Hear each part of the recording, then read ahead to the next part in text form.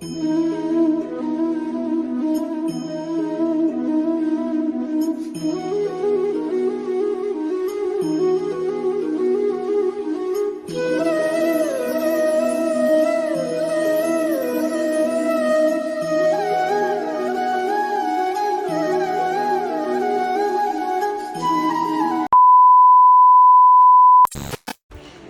Everyone, welcome back to my channel. আজকে যে ব্লগটা তোমাদের সাথে শেয়ার করব, আজকে হচ্ছে জন্মাষ্টমী, যেটা তোমরা জানো। আজকে 26 তারিখ। তো আমরা রাতেই পুজো করি, কিন্তু সকাল থেকে কী কী প্রস্তুতি আমরা নিয়েছি সেটাই তোমাদের সাথে শেয়ার করব। পুরো ব্লগটা দেখতে থাকো আর এনজয় করো। আর অবশ্যই আমার চ্যানেলকে সাবস্ক্রাইব করে দাও আর বেল আইকনটা হিট করো। আমাদের বাড়িতে যখন পুজো পালি থাকে তখন আমরা কাজ করতে করতে সেই পুজোর কিছু গান শুনতে ভালোবাসি। তো আমি গান শুনতে শুনতে, দেখতেই পাচ্ছ কি সুন্দর নেচে নেচে আমি গান করছি।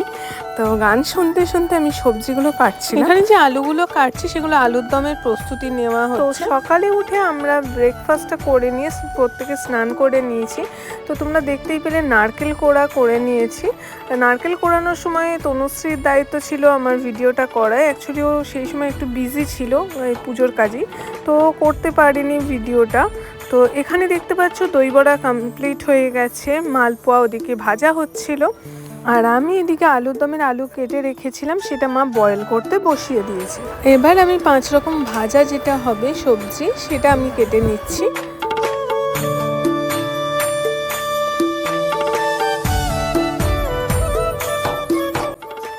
কাজগুলো করতে করতে লাঞ্চের টাইম হয়ে গেল। লাঞ্চে আমাদের ছিল ডালিয়া আর খিচুড়ি, আলু ভাজা, পটল ভাজা আর পাঁপড় ভাজা, যেটা তনুশ্রী বানিয়েছিল।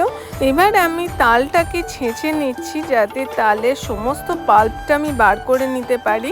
তাল দিয়ে আমরা তালের বড়া আর তাল ক্ষীর করব। আর এখানে রেডি হয়ে গেছে চিনির নারকেল নাড়ু।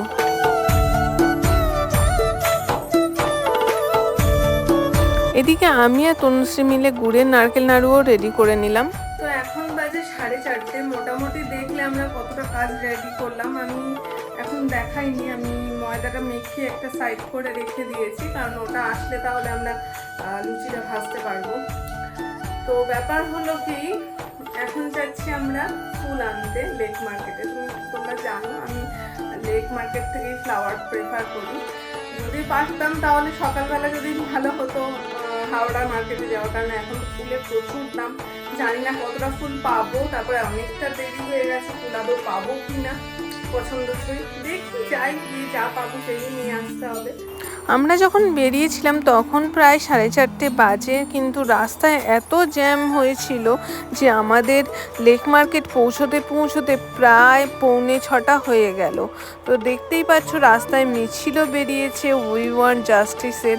তো এরকম চলছে পরিস্থিতি। জানি এইরকম পরিস্থিতিতে আমাদের পুজো পালি করতেও মন চাইছে না, কিন্তু কিছু করার নেই। বছরের দিনগুলো যেগুলো আছে, যেগুলো আমরা করে থাকি, মেনে থাকি, সেগুলো তো আমরা ছোটোখাটো করে করি, তো সেইভাবেই পালন করছি। তো এবারে হঠাৎ সরস্বতী পুজোর দিন শুভ একটু সাইজে বড় গোপাল নিয়ে হাজির হয়েছিল। তো সেটাকেই এবছর একটু ভালো করে পুজো করার ইচ্ছে ছিল, তো তাকেই পুজো করা হয়েছে। তার সাথে আমাদের যে গোপালকে প্রতি বছর আমরা পুজো করে থাকি তাকেও পুজো করা হয়েছে।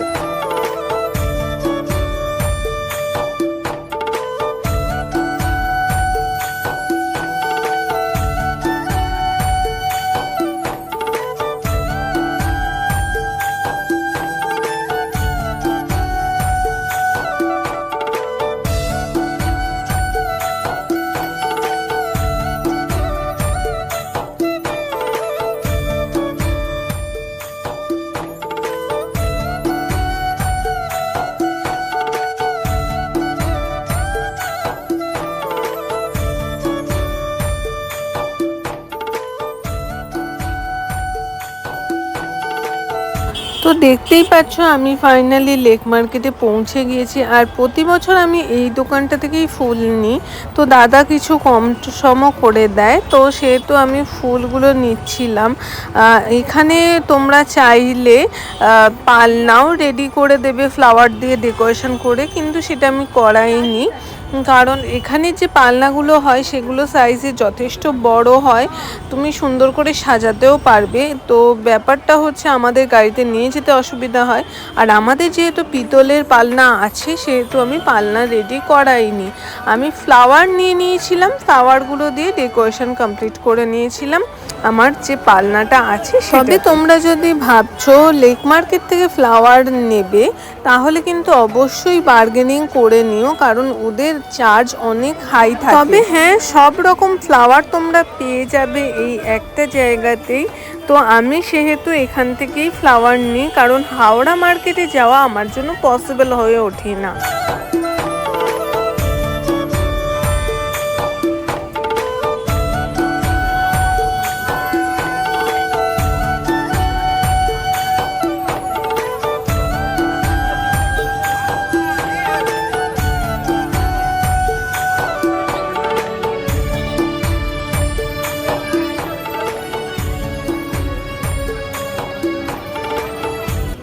তো আমরা ফিরে এসেছি, এখানে দেখতেই পাচ্ছ তালের বড়া রেডি হচ্ছে, আর এদিকে আমি তাল ক্ষীর বানাচ্ছি।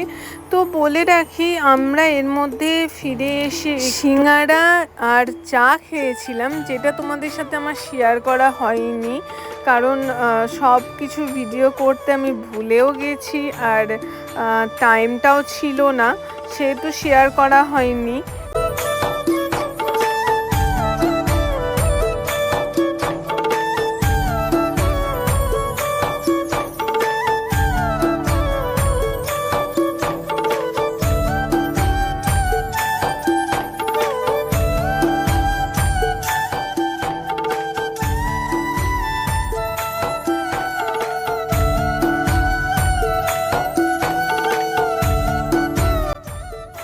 এখানে দেখতেই পাচ্ছ তাল ক্ষীর রেডি হয়ে গেছে।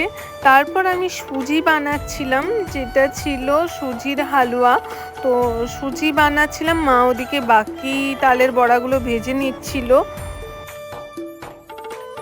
আর বাবা এখানে ময়দার লেচি কেটে নিচ্ছিল লুচিগুলো ভাজার জন্য।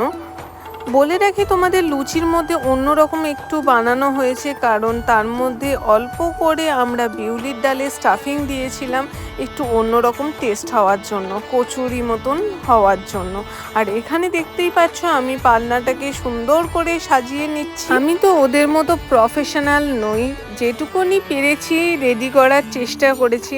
আমার কাছে বাঁধার জন্য সরঞ্জাম ছিল না, সুতো দিয়ে আর সেলোটেপ দিয়ে আমি এই পালনাটাকে একটু ডেকোরেশন কমপ্লিট করেছিলাম, একটু ফ্লাওয়ার দিয়ে, একটু ঝাউ পাতা দিয়ে, আর একটু ময়ূরের পালক দিয়ে। দেখে জানাও কেমন লাগছে, আশা করি খুব খারাপ আমি করিনি।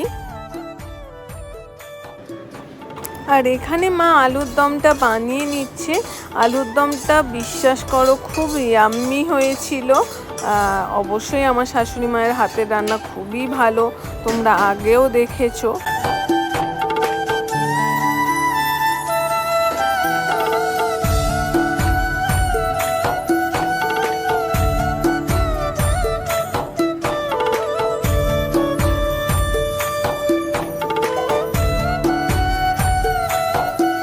আমি যেহেতু পুজোর কাজে এতটাই বিজি হয়ে পড়েছিলাম যে আমি কোনো ক্লিপই নিতে পারছিলাম না, তো পুরো ভিডিও ক্লিপগুলো তনুশ্রী নিয়েছে।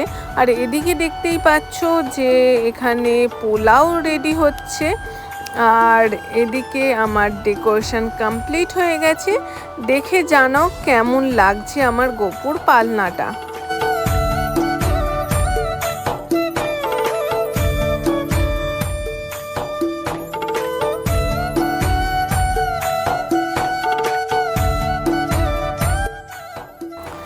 এবার আমি গোপুকে স্নান আচার কমপ্লিট করে ওর অঙ্গরাগ কমপ্লিট করার চেষ্টা করছিলাম, কারণ অনেকটাই দেরি হয়ে গেছে। তো এখানে ওর জন্য পঞ্চামৃত দিয়ে চান করাচ্ছি ওকে।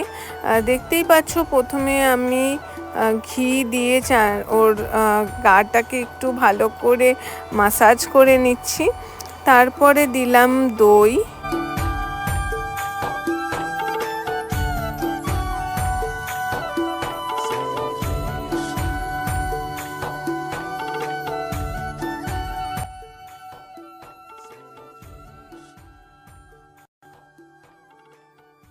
তারপর ওকে মধু, গোলাপ জল, দুধ সব কিছু দিয়ে একবার স্নান করিয়ে নিলাম। তারপর যে যে জিনিসগুলো আমি দিয়েছিলাম সেগুলো দুধের সাথে গঙ্গা জলের সাথে মিশিয়ে আমি ঘটিতে আলাদা রেখেছিলাম, সেটাকে একবার তুলসী পাতা দিয়ে একসাথে ঢেলে দিলাম। কথায় আছে গোপুর নাকি এই পঞ্চামৃত দিয়ে স্নান করা খুব পছন্দ, আর ও নাকি স্নান করতে করতে একটু জিভ দিয়ে খেয়েও নেয়। তো এটা আমার শুনেছি, তো সেটা যদি হয় তো খুবই ভালো, কারণ আমি অনেক ভালোবাসা দিয়ে ওকে স্নান করাচ্ছিলাম। আর বলে রাখি এই দুধের যে মিশ্রণটা ছিল তার মধ্যে আমি কেশরও দিয়েছিলাম। তারপরে আমি গঙ্গা জল ঢেলে ওর স্নানটাকে কমপ্লিট করলাম। একইভাবে আমি যে ছোট গপুটা আছে তাকেও একই প্রসেসে আমি চান করিয়েছি।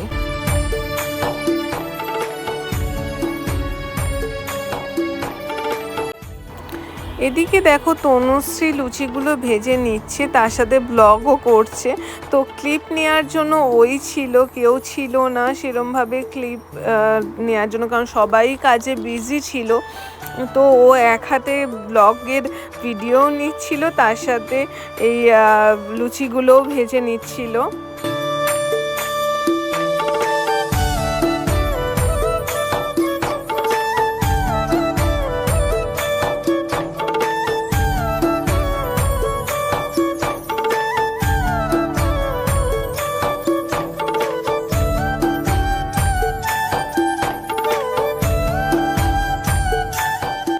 এবার তোমরা দর্শন করে নাও আমার গোপুর অঙ্গরাগের পরে ওর সৌন্দর্যটা।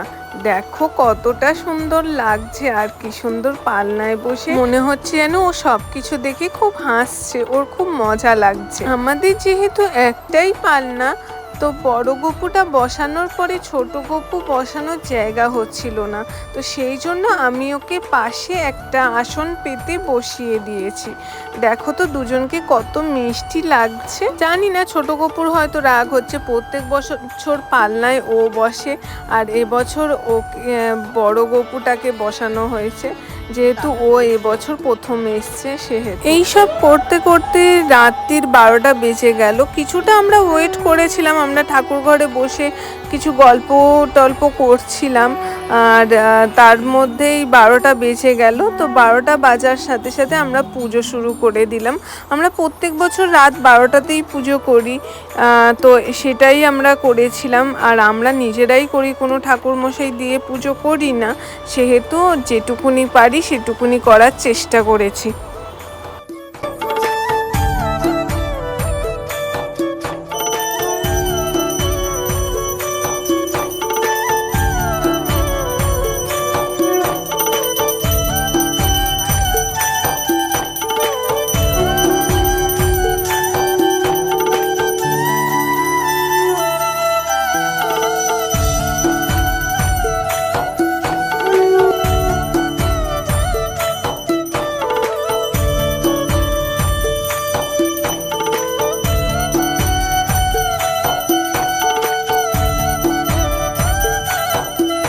পুজো কমপ্লিট হওয়ার পরে গপুকে একা ছেড়ে দিলাম আমরা, একটু খাওয়া দাওয়াটা ও যেন করে নেয়, কারণ ওর দৃষ্টি যেন আমাদের সমস্ত প্রসাদে পড়ে, তাতে প্রসাদ হয়ে ওঠে অমৃত।